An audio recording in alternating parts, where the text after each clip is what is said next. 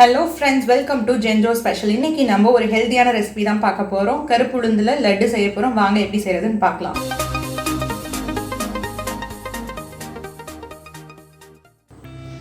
கருப்பு உளுந்து லட்டு செய்கிறதுக்கு தேவையான பொருட்கள் பார்த்திங்கன்னா, கருப்பு உளுந்து நான் ஒரு பவுல் எடுத்திருக்கேன்.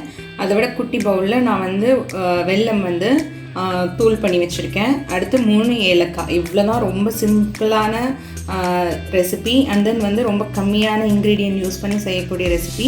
வாங்க எப்படி செய்கிறதுன்னு பார்க்கலாம். ஃபஸ்ட்டு நம்ம இப்போ ஸ்டவ் ஆன் பண்ணிக்கலாம். நான் ஒரு கடாயை எடுத்திருக்கேன். இப்போ கடாய் ஹீட் ஆனதுக்கப்புறம் நான் எடுத்து வச்சுருக்க இந்த கருப்பு உளுந்தை போட்டு நல்லா வறுக்க வேண்டியதான், அந்த வாசம் வர வரைக்கும் நான் இதில் இது பண்ணிடுறேன். இந்த கருப்பு உளுந்து பார்த்திங்க அப்படின்னா ரொம்ப நல்லது, உடம்புக்கு ரொம்ப நல்லது. அதுவும் பெண்களுக்கு ரொம்ப நல்லது, லேடிஸ்க்கு.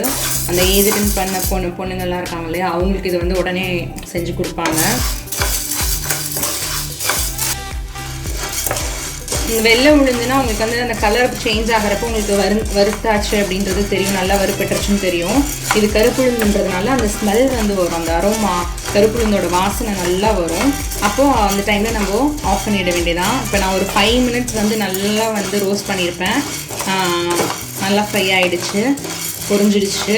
இப்போ நம்ம ஸ்டவ் ஆஃப் பண்ணி இது ஆறுனதுக்கப்புறம் நான் ஸ்டவ் ஆஃப் பண்ணிட்டேன். இப்போ ஆறுனதுக்கப்புறம் நான் இதை மிக்ஸி ஜாரில் போட்டு அரைச்சி எடுத்துக்கணும். இப்போ இதை இறக்கி வச்சுட்டு அடுத்து பாகு காய்ச்சிக்கலாம். அது ஆறுற நேரத்தில் கருப்பு உளுந்து நல்லா வாசம் வர ஆரம்பிச்சிச்சு, அதனால தான் இறக்கிட்டேன். இப்போ நான் இன்னொரு பாத்திரம் எடுத்துக்கிறேன். அதில் ஸ்டவ் ஆன் பண்ணி இதில் வெல்லம் போட்டிருக்கேன். வெல்லத்தை பொடிச்சு வச்சுருக்கேன். அதில் தண்ணி ஊற்றிக்கலாம்.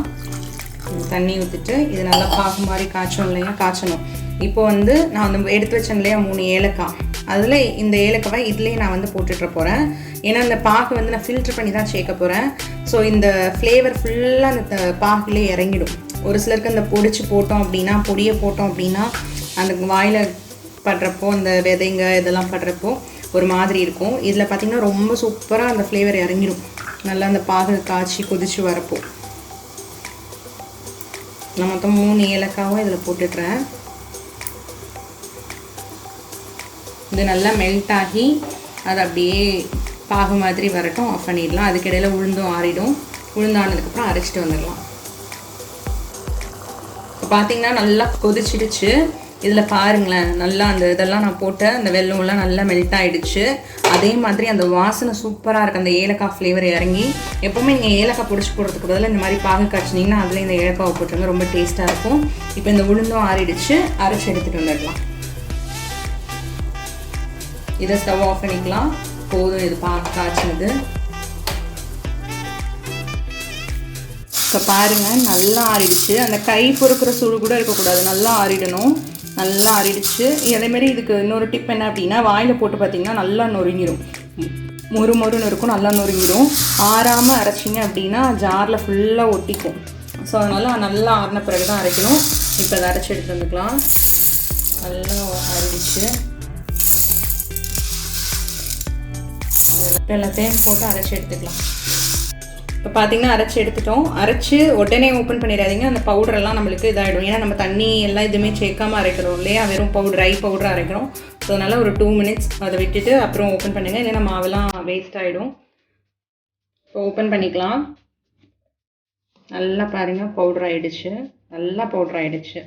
இப்போ இது நான் அடுப்பு மேலே தான் வச்சுருக்கேன். அதே பாத்திரத்தை அடுப்பு ஆன் பண்ணலாம் கிடையாது, சும்மா நான் வெறும் பாத்திரத்தை தான் வச்சுருக்கேன். இதில் அப்படியே இதை கொட்டிடுறேன்.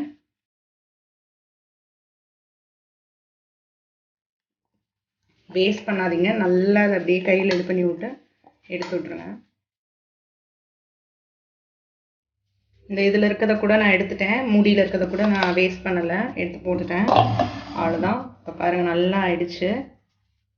இதில் நம்ம இந்த வெள்ளைப்பாகு காய்ச்சி வச்சுருக்கோம் இல்லையா, இதை ஃபில்ட்ரு பண்ணி ஊற்றிக்கலாம். கொஞ்சம் சூடு இருக்கணும் இந்த வெள்ளைப்பாகில், அப்போ தான் நம்ம கிளறையில் மிக்ஸ் ஆகும், நல்லா மிக்ஸ் ஆகும். அப்போ தான் உருண்டை பிடிக்கையில் நல்லா வரும். மிக்ஸ் பண்ணி விட்டுக்கோங்க.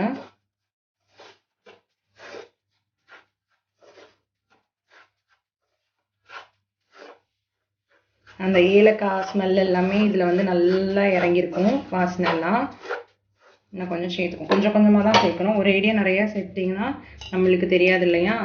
ஸோ கொஞ்சம் கொஞ்சமாக சேர்த்துக்கும். நான் ஸ்டவ் ஆன் பண்ணலைங்க. ஸ்டவ் மேலே சும்மா தான் வச்சுருக்கேன், வெறும் பாத்திரத்தை.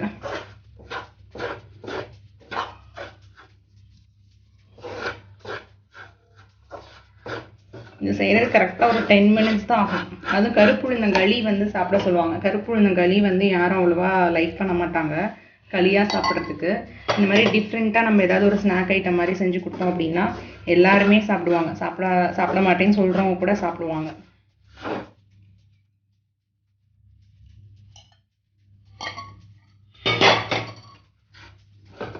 பாருங்கள், நல்லா மிக்ஸ் ஆகிடுச்சு. நல்லா அந்த ஸ்வீட்னஸ் இறங்கியிருக்கும். ஏன்னா நம்ம பாகா காய்ச்சி தானே ஊற்றிருக்கோம். இன்னொன்று உங்ககிட்ட சொல்லணும், பெண்களுக்கு வந்து இது ரொம்ப நல்லது அப்படின்னு சொன்னால, கேர்ள்ஸ்க்கு அவங்க நிறைய பேர் என்ன பண்ணுவாங்கன்னா ஏஜென்ட் பண்ணதும் அந்த கருப்பு உளுந்து களி செஞ்சு கொடுப்பாங்க, அந்த மாதிரி செய்வாங்க.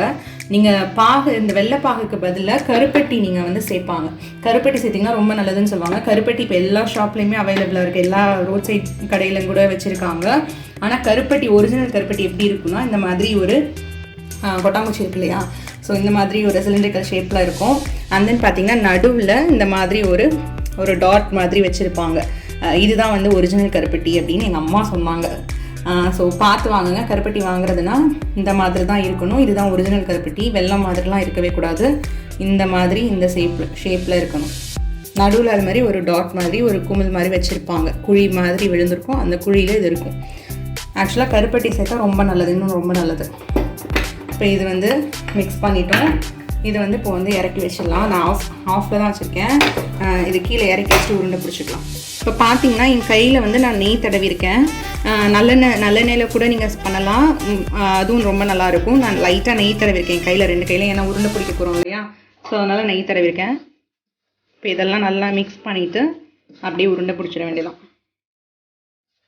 நீங்கள் 1 மந்த் வரைக்கும் கூட இதை அப்படியே வச்சுருந்து சாப்பிடலாம், ஸ்டோர் பண்ணி வச்சுருந்து. இது ரொம்ப ஈஸியாக, வாசனை செம்மையாக இருக்குங்க அதோட அரோமா. நான் கையில் ஏன் நெய்யோ எண்ணெயோ இதில் எதுவுமே நான் சேர்க்கல. இப்போ நல்லா உருட்டியாச்சு. ஒரு சிலர் பார்த்தீங்கன்னா நம்ம பொடி பண்ணுறதோட கூட ஏலக்காய், கருப்பட்டி எல்லாமே சேர்த்து போட்டு அரைச்சி நல்லெண்ணெயில் போட்டு இதை மிக்ஸ் பண்ணி எடுத்து என்ன பண்ணுவாங்கன்னா உருண்டை பிடிப்பாங்க. அப்படியும் செய்யலாம். பட் இப்படி நம்ம நல்லா வறுத்து எடுத்துகிட்டு இந்த மாதிரி செஞ்சப்போ இதில் வந்து நம்ம நெய்யோ எண்ணெயோ அதிகமாக நம்ம சேர்க்கல, வெறும் கையில் மட்டும்தான் தடவிருக்கோம். இந்த மாதிரி நம்ம உருண்டை பிடிச்சிக்கலாம்.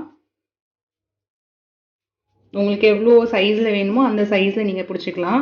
இது நம்ம வீட்டில் இருக்கவங்க தானே சாப்பிட போகுது. ஸோ நம்மளுக்கு பிடிச்ச ஷேப்பில், நம்மளுக்கு பிடிச்ச சைஸில் நம்ம வந்து இது பண்ணிக்கலாம், உருண்டை பிடிச்சிக்கலாம். சூப்பராக வந்துடுச்சு பாருங்கள். இந்த அப்படியே உருண்டை பிடிச்சி வச்சுக்கலாம். இந்த மாதிரி எல்லாத்தையும் உருண்டை பிடிச்சிக்கலாம். கொஞ்சம் கொஞ்சமாக மாவு எடுத்து. ரொம்ப டேஸ்ட்டாக இருக்கும்.